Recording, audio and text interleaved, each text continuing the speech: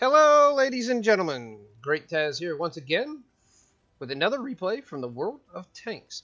And in this replay, we will be watching myself play the Tier 10 US Clan Wars reward tank, the medium T95E6. This battle will take place on Paris, and let's get into the action. I am in a platoon with my clanmate, Rumple Foreskin. Again, this battle took place the night before I recorded this video. And he's playing his Centurion Action X. We start off by heading towards the park, or the middle, or whatever you want to call this area. Take a quick pop shot at the T-44. Do not pen.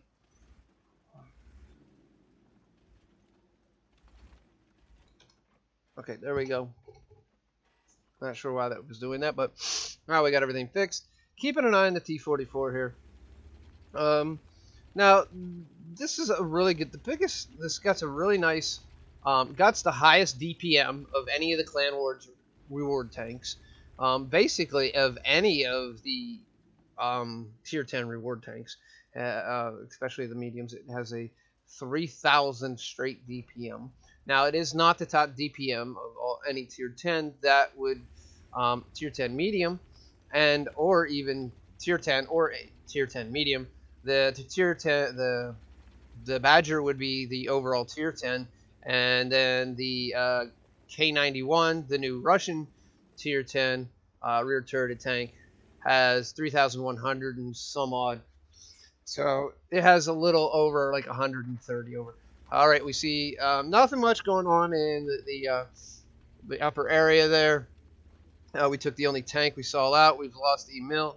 The Foch decided he wanted to rush up into the middle, so we're going to take advantage of this situation and get around behind the Foch and do some damage here. There's one. We ram him, do some critical, does some damage to me, does some damage to it. All right, we get a second shot off. We got stuck on the thing. He's going to get a shot into our viewport, and then we're going to take him out. No big deal. He's dead, and that's what her.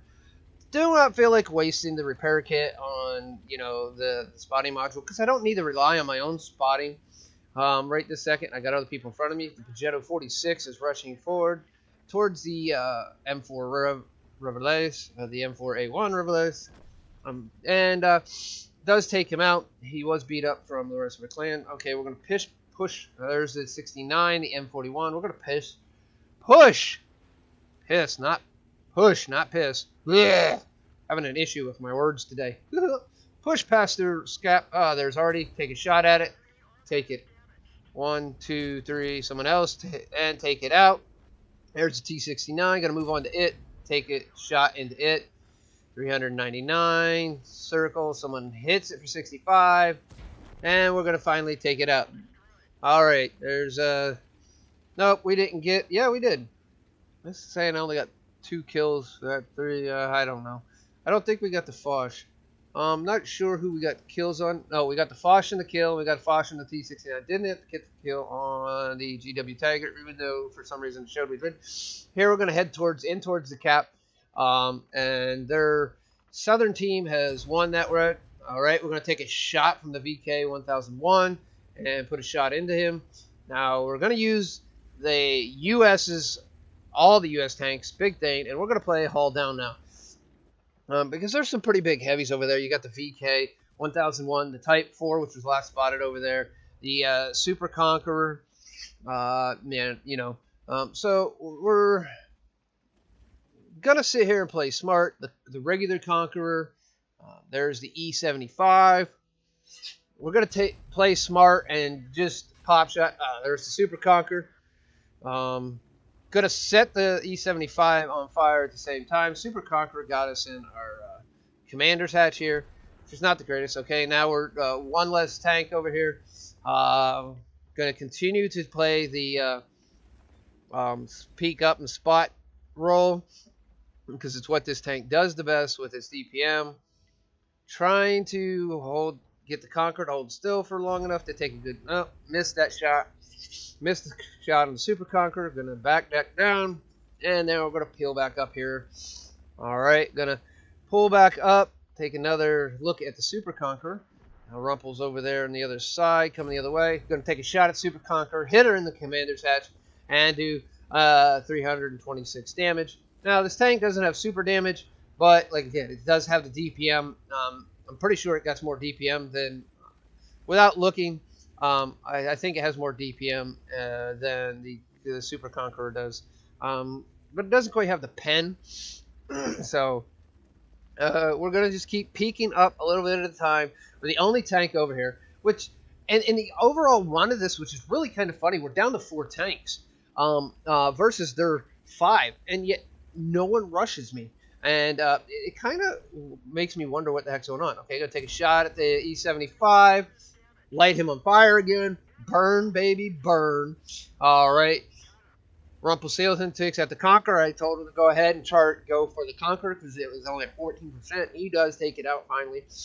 All right, he's rushing down that line. The Super Conqueror's moved back around the corner. I'm going to peek up here and take some shots at the VK. There's a good shot. We're going to do some critical damage. I think we cracked him. Tracked him. Listen to me. Boy, I'm having some issues today. Going to take another peek at the VK. Type 4 is still unspotted. The Super Conqueror takes out Rumple. Now he's going to jump in and spectate my tank. He's going to do some coaching here. The T10 takes out the Super Conqueror. That leaves the the Type 4, the T10, and the WZ all left, and me. Gonna take a shot at the VK. Takes him out. Now it's me and the WZ with the Type 4 finally taking out the T10. Now, gonna push forward here. Rumple is still, talking in my ear, giving me helpful pointers and suggestions. Move on to the cap. I'm going to sit here and trying to wait for the Type 4 to come around. Take a shot. Hit him. All right, we didn't track him. He hits us back. It wasn't a very fair trade. He did 549. We did 449, so he did 100 more damage. Going to peek around. Get a track shot to hold him still for a second. We're one shot for him, and so is the WZ. So we're going to back up and go around the corner. And so when he pushes to try to take either one of us out, we're going to attempt to take a shot. We're going to load heat now so that we get damaging shots. Take a shot. My issue there was I moved at the same time I pushed the button. Going to reload. All right. Going to go for the critical track him because he just used his repair kit. If not, he's still got a little bit to go. But now we're going to push in on him. We got some damage with that tracking shot. Hit him again with another heat shot. Get around him. We know we got the speed. We got this one. We're going to just take a quick heat shot right into the turret and finally take him out. There we go with 5 kills, 5,429 damage, and 797 damage above high caliber. So, as you can see, the T95E6 played in the right situations can be a really good tank. Now, all depending on your situation, you can brawl with it a little. As you saw me brawling with the VK, of course, I went up against T69. It's 2 tiers slower than me. I hit the other one. But once I got into the situation where tanks that are long range, I went to what the T95E6 does better, and that's haul down. Now, the biggest issue with the T95E6, all right, just looking at this tank, as you can see, I took a side shot. It doesn't have a lot of side armor. And it has good, not huge amount of frontal armor. It has good turret armor, but the issue is this thing right here. That is your issue. That is going to be your issue every time. If you're playing against this tank, and you can, and he's peeking around the corner or, peeking up over hill, take a shot at this. This is the weak point on the turret. Now, if you can shoot the hull, go for the hull because the hull is pretty weak, especially the sides and rear. The rear of the turret is also weak, but in the long run of everything, it's a really good, decently good tank. So, let's move on to the stats and see what everything boils down to with the situation. All right, looking here, we ended up only with a second class badge. Now, this is a premium Clan Wars tank, and to put it in simple, say, the people who really play this a lot are you really good people who have this tank. And considering Season 8 was not a little over a month, maybe a month and a half ago at the time of the recording, people are still playing this tank heavily. Now, it will come to a point where it'll come back down and get a little easier, but for now, that's what we got. We got Bruiser for doing at least 5 criticals. We did 13 total. We got Hand of God surviving and winning the battle, having received damage from at least 4 different tanks, which we did. We got Arsonist because they burnt the E75 to death. We burnt him twice, lit him on fire twice, which was really good, but we weren't on that mission, which really stinks. We got Duelist. We did damage to 2 enemy vehicles that caused damage to us. The Super Conqueror, I think. Not quite. I don't. The Foch and the Foch for sure, and the Type 4. So we got Fighter for destroying at least 4 or 5 enemies. Destroying 4 to 5 enemies. We destroyed 5, and then we got Fire for effect again.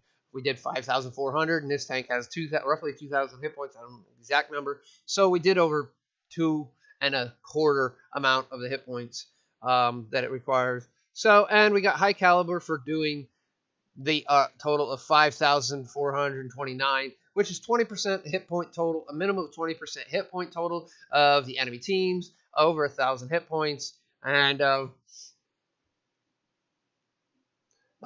didn't hit any allies, and, you know, so in the end, like I said, I got a second class badge. It was we got 10,048 experience. We were top in experience. We were the last one alive, and we got 5,429, and we were top in damage. Their Super Conqueror was not far behind, just under 400, as you can see.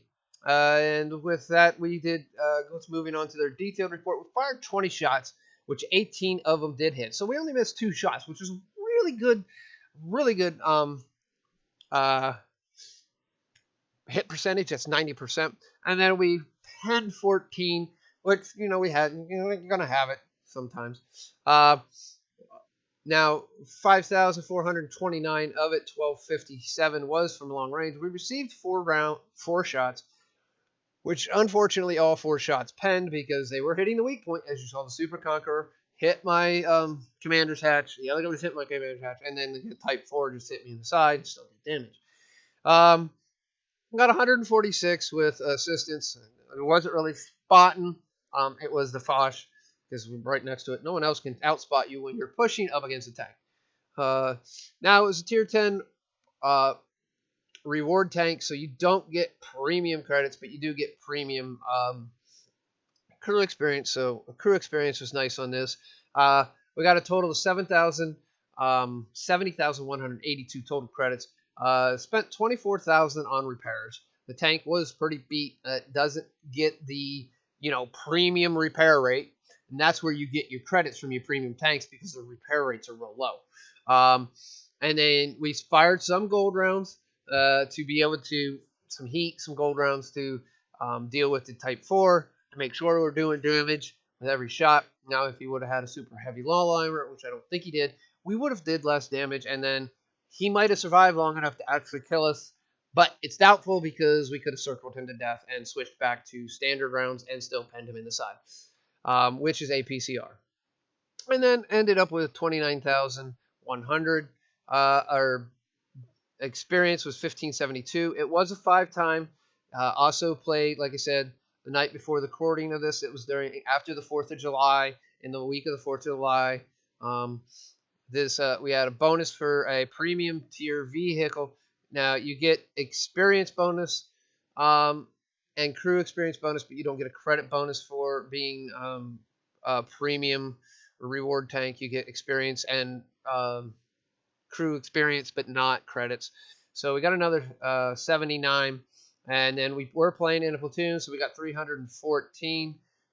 Still not quite sure how that equates out because in the last match we were still playing.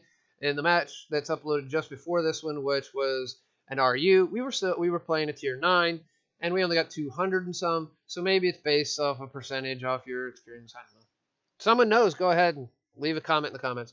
So an 8,253 experience, which is going to be turned around and ended up remodified into crew experience. So it's crew's getting really pumped up in this tank, which is a really good thing in the long run, if you know what I mean. With that being said, it was a fun game. I do thank Rumple Foreskin for all the pointers and minor directions. He thanked me for listening to his input while we played. His comments and directions were very good. And again, thank you, Rumple. I'd like to give you 2 thumbs up for the support and the help in that battle. And it's sorry to see that you did not survive until the end, and so that we could get another Brothers in Arms. This one, you didn't survive. The last one, you had 5 kills and I only had 2, but we both survived. So we didn't once get Brothers in Arms in the whole time we played. The night before these were recorded, and in the long run, we kind of would have liked to, but we really didn't. We always had something that came along and twisted it, so we didn't. But it's no big deal. Again, hope everyone enjoyed this video. If you did, please give it a thumbs up. If you hated this video and you feel you must, you can go ahead and give it a thumbs down. If you're not a subscriber, please go ahead and click the subscription button. Always looking for more subscribers. And with that, hope everyone has a great day, great night, great time, and we will see you in the World of Tanks. This is GreatTaz signing off.